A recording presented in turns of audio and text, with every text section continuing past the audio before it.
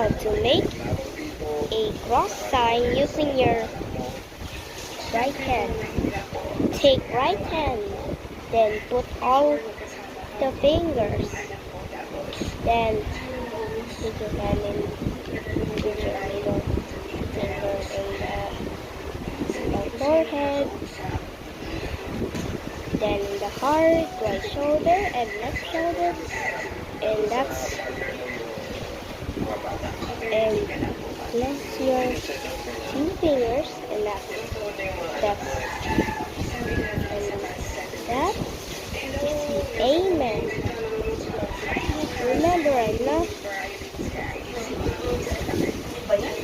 when Jesus blessed, I'm not using, but I have a warning.